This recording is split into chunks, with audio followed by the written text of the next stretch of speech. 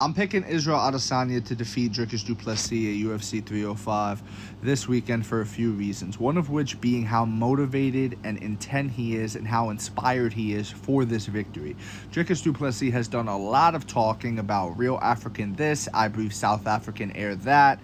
He lives in New Zealand, all this other stuff. This really lit a fire under Israel Adesanya, and I believe it poked the bear that he didn't really want poked. It got him to fight, but it's not something that he's going to find out that it's not something that he really wanted. Keep in mind how badly Israel Adesanya wanted this fight to the point that he was celebrating and screaming, I manifested this, when he beat Robert Whittaker, talking about Dricus Du Plesis. Only for Dricus Du Plesis to pull out, which I believe led to the loss to Sean Strickland.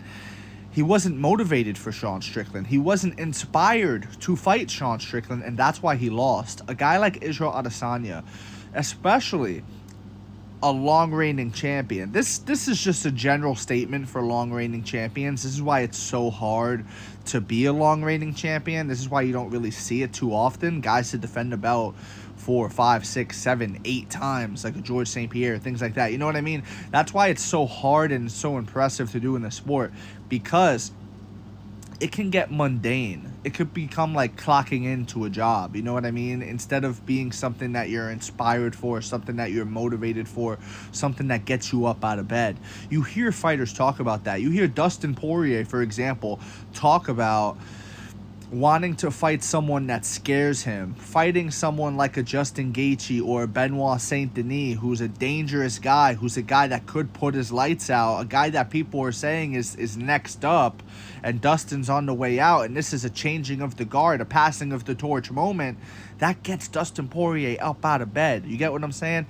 The idea, the fear of him losing everything that he's built up to this point, to this new guy, gets him up out of bed. It inspires him. That's a big deal, guys. And trust me, Israel Adesanya is inspired for this fight. He is motivated for this fight against Dricus Du Plesis. So I think that's a big deal. I think that's a really big deal. And you could see it in his body composition. You could see that he looks to be in tremendous shape. He looks, if you're listening to the interviews, he seems very dialed in. And he's talking about how he's not, going to bed past midnight these days. He's in bed early. He's taking recovery to another level. He's always on the massage gun after trainings and things like that, doing things that he should have done before, but now he's a little older and he's got a little more experience, etc., etc. So I think the motivation behind this fight is going to be a real driving factor, and that's one of the reasons why I'm picking Israel Adesanya. My next reason is going to be about the X's and O's, not so much the mindset. We'll get back to my last point later, but good luck taking down Israel Adesanya.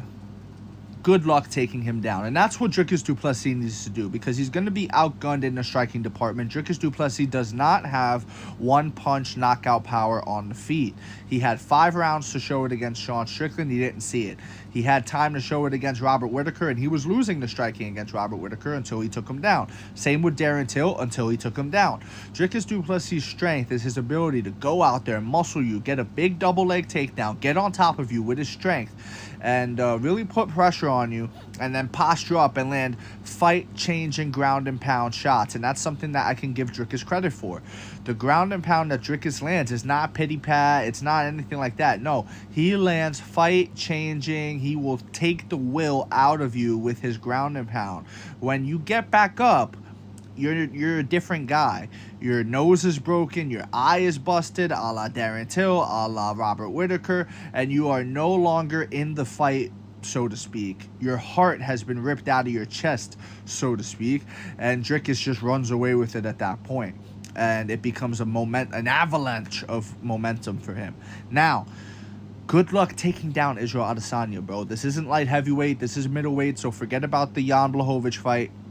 Let's talk about Israel Adesanya's career at middleweight. Who has really taken him down? Marvin Vettori, very, very early in his career. Okay, cool, but he wasn't able to do damage. He was just able to kind of hold him there. Robert Whittaker in the second fight in their rematch. okay, cool. But again, all he was able to do was hold him. He wasn't able to do damage. Good luck taking Israel Adesanya down. Then good luck holding him down because he scrambles back up to the feet. And if you're able to hold him down, good luck being able to posture up and land that significant ground and pound that you're so known for. I just don't see it happening. It could happen. Don't get me wrong. Like, I've been wrong before. I've been right before. Like, it could happen, but I just don't lean towards that. I think Israel's going to be ready for that and prepared for that. And on the feet, besides, you know, him slipping on a banana peel, like, could he get knocked out? Yeah, sure, I guess. He got rocked by Sean Strickland, but I just don't see it as likely, right? I don't see it as the most likely scenario. I think Israel Adesanya is going to outpoint him. I think he's going to land that jab all night. He's going to have Dricus' head snapping back. I think the feints are going to be there. I think the leg kicks are going to be there for old Israel Adesanya. And I think the movement as well. I just think Israel Adesanya is going to really show a level above in this fight. He's going to look the best he's ever looked. This is my take on this. This is what I'm seeing. Could I be wrong? Sure. It is what it is. That's the sport. This is an unpredictable sport, and here I am trying to predict the unpredictable. So bear with me, guys, you know. It's all fun at the end of the day. Anyways, my last point goes back to the mental side for why I think Israel Adesanya wins this fight. His ability to beat Alex Pereira shows a lot of mental fortitude and strength, okay, guys? This guy was 0-3 to Alex Pereira, having been knocked out by him twice, once in kickboxing and once in the UFC. For him to go in there against the guy that's bigger than him, against the guy, Alex is a big guy, you know what I'm saying? Alex is a big dude. For a guy that's bigger than him, a guy that has more power than him, and a guy that's proven that power by knocking him out twice in the past, that's a demon. We all have our demons. Some people are addicted to drugs. Some people can't get over an ex-lover. We all have our personal demons. In terms of career, Israel Adesanya's career demon that followed him to the sport of MMA was Alex Pereira. But Israel Adesanya is the demon slayer, you know? I know you guys hated that one. But he is the demon slayer, and he went out there and he conquered Alex Pereira. He knocked him out. He who laughs last laughs best. And Israel Adesanya got the last chuckle, if you will. He knocked him out cold, and he was even losing that fight. He easily could have been discouraged by how that fight was going, and he could have been broken right there up against the fence and knocked out.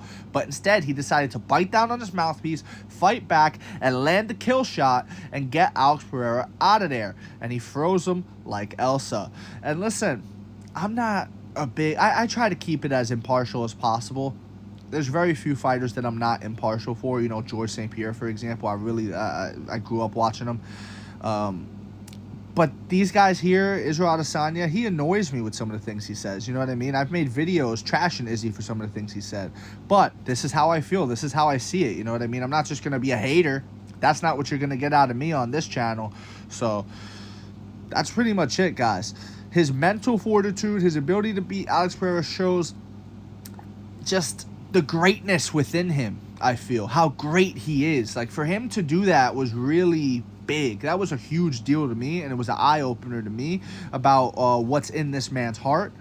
And just the X's and O's, I think what Dricus is good at, Israel is good at defending. You know what I mean? And the motivation. I think this guy's more motivated than ever. I think he's going to go in there. He's going to beat Dricus up. He's going to win this fight. And then after this fight, he's going to go in there and he's going to rematch Sean Strickland. And he's going to beat Sean Strickland. He's going to be motivated and driven for that one. And he's going to, I could see cement his legacy as the greatest middleweight of all time, possibly.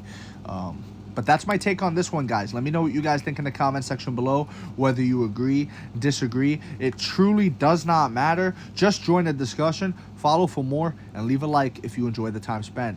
Thank you. You are all appreciated.